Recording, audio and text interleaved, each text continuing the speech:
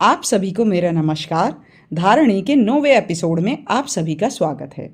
अब तक हम मिडिल ईस्ट के बारे में चर्चा कर रहे थे और हमने मिडिल ईस्ट की प्रथम विश्व युद्ध तक की स्थिति को समझ लिया था। मिडिल ईस्ट से जुड़े हुए जो पिछले वीडियोस हैं वो आपको डिस्क्रिप्शन में मिल जाएंगे। आप पहले उन वीडियोस को देख लें ताकि आप इस वीडियो को बेहतर तरीके से समझ सकें। तो हम आज का विषय शुरू करते हैं। तो अक्सर ही ये देखा जाता है कि जो एरियाज़ कल्चरली बहुत ज़्यादा डाइवर्स होते हैं वो पॉलिटिकली उतने स्टेबल नहीं होते। तो अगर एक अच्छा गवर्नमेंट का सिस्टम हो जहाँ पर सभी को रिप्रेजेंटेशन मिला हो तो आपसी झगड़े शायद ख़त्म किए जा सकते हैं। जैसे कि हम देखते हैं इंडिया के केस में, यहाँ हम देखते हैं कि हमारा जो संविधान है उसने 2 सरकारों का प्राविधान रखा है, जहाँ पर जो ग्रुप्स नेशनल लेवल पर अपने आप को रिप्रेजेंट नहीं कर पाते हैं वो खुद को स्टेट लेवल पर रिप्रेजेंट कर सकते हैं। इससे सभी ग्रुप्स को खुद को रिप्रेजेंट करने का मौका मिल जाता है और झगड़े का चांस कम हो जाता है। मिडिल ईस्ट के साथ भी यही प्रॉब्लम है। यहाँ का जो ये पूरा रीजन है ना बहुत डाइवर्स है। अब ये इतना डाइवर्स क्यों है? एक तो पुराने समय की जो जनजातीय व्यवस्था है वो, और दूसरा मिडिल ईस्ट मैंने आपको बताया कि भाई कनेक्शन है कहाँ, यूरोप और एशिया के बीच का। तो क्या है, वहाँ पर यूरोप का भी बहुत प्रभाव है और एशिया का भी बहुत प्रभाव है, इसलिए ये बहुत ही डाइवर्स रीजन है। तो प्रथम विश्व युद्ध के बाद जब ऑटोमन एम्पायर का पतन होने लगा तो इस बिगड़ती हुई राजनीतिक स्थिति को संभालने के लिए यूरोप के देश सामने आए, और ख़ास तौर पर ब्रिटेन और फ्रांस। जहां ब्रिटेन का इंटरेस्ट स्वेज कैनाल, क्योंकि स्वेज कैनाल से दूरी जो है एशिया की वो कम हो गई थी काफ़ी हद तक, और ऑयल रिजर्व में था।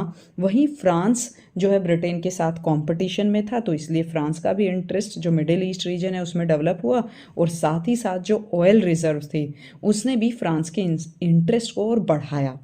फ्रांस और ब्रिटेन ने लीग ऑफ नेशन की मदद से सबको ये जता दिया कि अब मिडिल ईस्ट को ऑटोमन एम्पायर के बाद दोबारा नए तरीके से बसाना है और नए पॉलिटिकल सिस्टम को बनाना है। तो दोनों देशों को ये जिम्मेदारी लेनी होगी, दोनों देश यानी फ्रांस और ब्रिटेन को ये जिम्मेदारी लेनी होगी।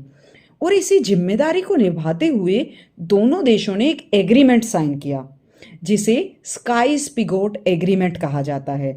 इस एग्रीमेंट के तहत ब्रिटेन और फ्रांस ने मिडिल ईस्ट को कई देशों में बांट दिया बिना वहाँ के लोगों की सलाह लिए हुए। और ये बंटवारा वहाँ के लोगों की सहूलियत के लिए नहीं हुआ था, ये बंटवारा हुआ था ब्रिटेन और फ्रांस के फ़ायदे के लिए।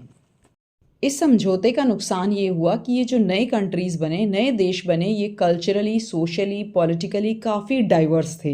यानी ये किसी एक कल्चर या रिलीजियस ग्रुप को रिप्रेजेंट नहीं करते थे।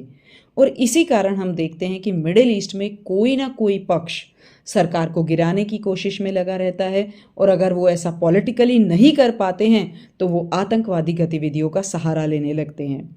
आप देखेंगे कि कई बार आतंकवादी ग्रुप अपनी ही सरकारों के खिलाफ लड़ रहे होते हैं, और जब इन लड़ाइयों में कुछ बाहरी मुल्क जैसे कि यूएसए, रशिया ये शामिल हो जाते हैं तो स्थिति और उग्र हो जाती है, जैसा कि हमने देखा इराक और सीरिया के केस में। दूसरा जो बड़ा कारण रहा जिसने इस एरिया को लंबे समय तक डिस्टर्ब रखा वो रहा इजराइल को एक देश के रूप में यूएन द्वारा मान्यता दिया जाना।